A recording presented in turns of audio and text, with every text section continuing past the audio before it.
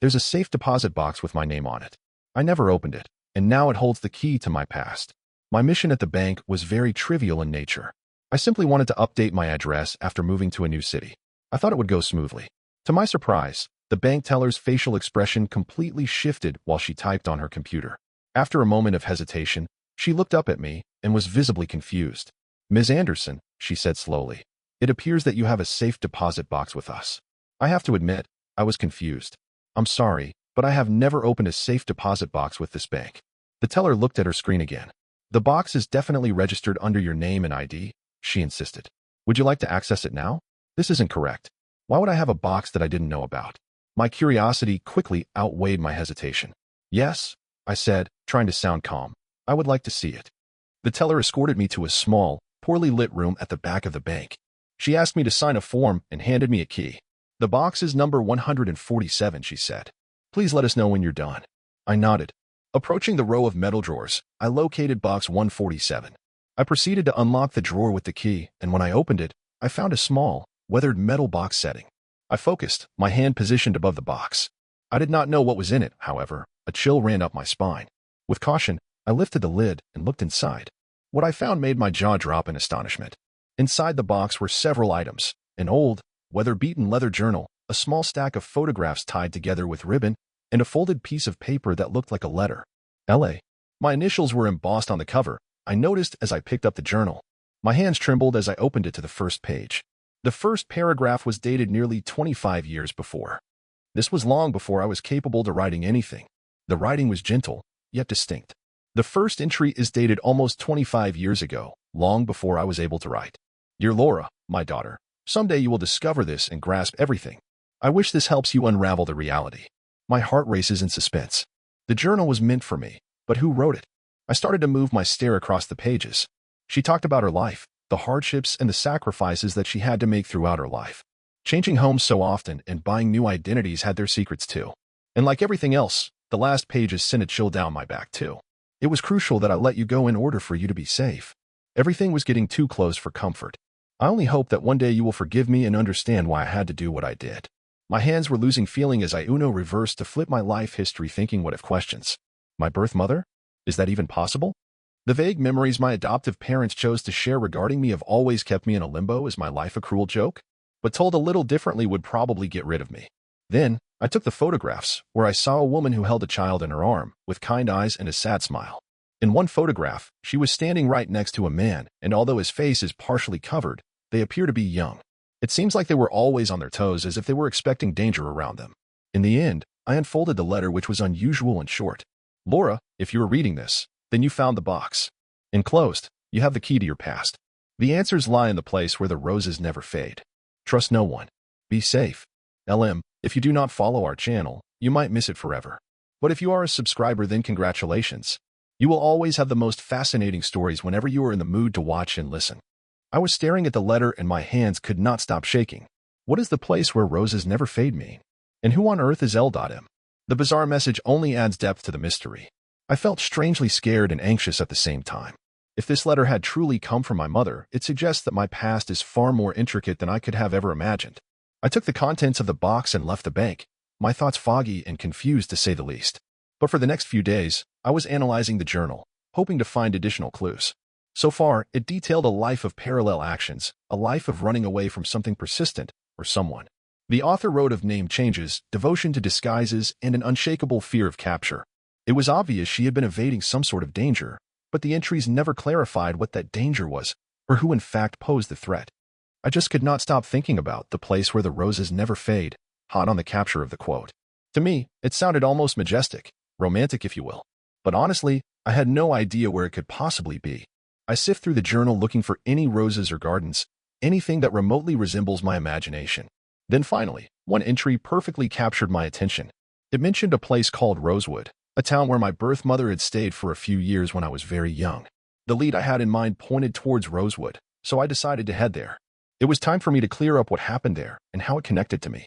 I took a couple of days off work, packed my bags, and started driving. I felt a bit on edge. It was like me calling out to a part of my life I had been stripped off. At the same time, it gave me a slight sense of comfort. As I approached the small town, the uneasiness became more profound. Rosewood was a lovely and charming town located upon the hills. With its historic buildings and friendly locals, it had the perfect cozy cafes. It was the perfect blend and looked like a postcard. Even though it looked picturesque, the town had an secrecy around it which made it suspicious. It was the type of place that didn't have much to offer to strangers. As I checked in at a small bed and breakfast, the owner scanned me with a peculiar expression. "We don't get many visitors here," she said, casual but inquisitive. "What brings you to Rosewood?" "I'm just exploring," I said, unwilling to tell her the motive behind my visit. "I have heard this town is beautiful." She smiled, although it did not touch her eyes. "Yes, it's quite the hidden gem." I settled into my room and decided to start my search first. I began walking around the town to get a feel for it. The journal mentioned a house where my mother stayed, but it had no address. I asked a couple of people from Elm about the woman in the photographs, but most did not recognize her or were too shy to speak. When the day began to fade, I realized I was standing in the middle of the town's oldest cemetery. It was calm, even somewhat threatening, with its tall and worn-out tombstones and a wild garden in the middle of the cemetery. Immediately, I noticed a particular section of the cemetery that had a sign which read, "The Rose Garden." As I got closer to the garden, I could feel my heart beating louder and louder. The area where the garden was supposed to be was covered with bushy rose plants with beautiful flowers that were shivering from the cold. It felt astonishingly beautiful, as if I were in a dream. I get it now. This is where roses are said to never fade. I walked around the garden and scanned the headstones. I was out of breath when I finally spotted it, a simple headstone with the name Lydia Montgomery engraved on it. The words, "A beloved mother," and in her heart, "The roses will never fade," was engraved under the name. Ellen Lydia Montgomery, my biological mother. I went down on my knees, tears rolling down my eyes. I unfurled emotions I have long buried: regret, uncertainty, and sorrow. Most of it revolved around my mother that I never had the chance to meet. The answers I was looking for heavily lunged alongside her lifeless body. Whatever I had been hoped to seek was futile. There was more grief to uncover. As I began to process my surroundings, my gaze fell on the faint outline of a small rusty metal box scattered into the ground at the base of the headstone, partially being overwhelmed by the roses. My hands quivered in excitement, losing all hope and pulling it free from the surface. Once opened, my breath was taken away. A small box revealed a note with a single key attached to it. The note was short and written with haste. "For Lora, if you find this note, I loved you more than anything. This is a key to a locker at the Rosewood train station. It contains the truth. Be careful. Trust no one." I could barely breathe as my heart raced in excitement and anxiety. It all became clearer once I received the final clue from Lydia. She flared open a path to the truth she had perpetually hidden. The mere thought of the locker's content made my heart skip a beat, but it fueled my need to understand everything about the mystery and the person behind it. I had to chase after the woman who frightened every living soul and figure out who I was to her. Making my way towards the train station was first on my agenda for the day. The train station was on the premise of an ancient-looking building, and my port of interest was the row of lockers.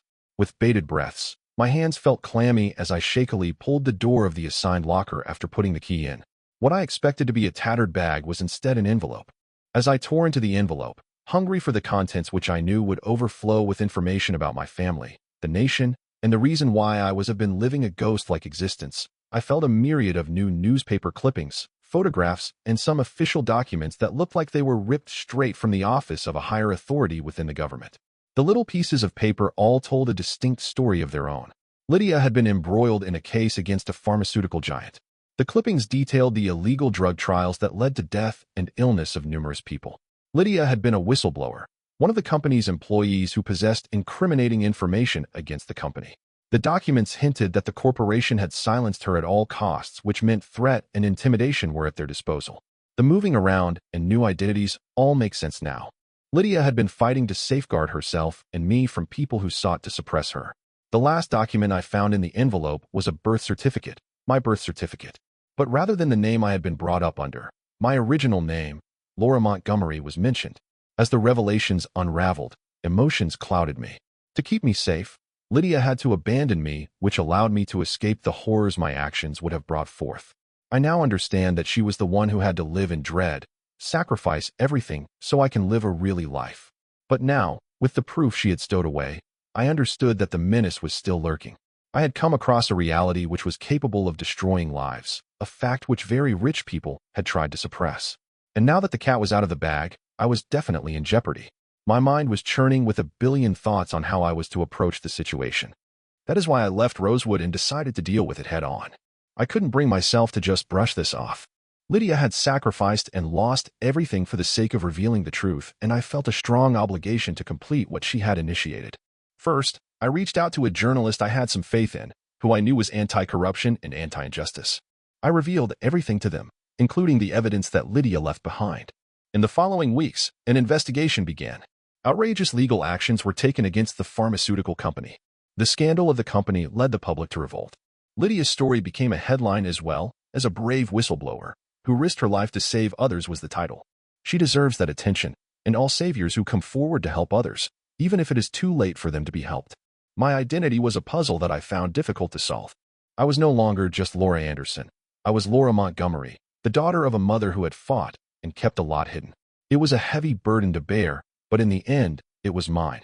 Eventually, I went back to Lydia's grave and placed roses at the foot of the headstone.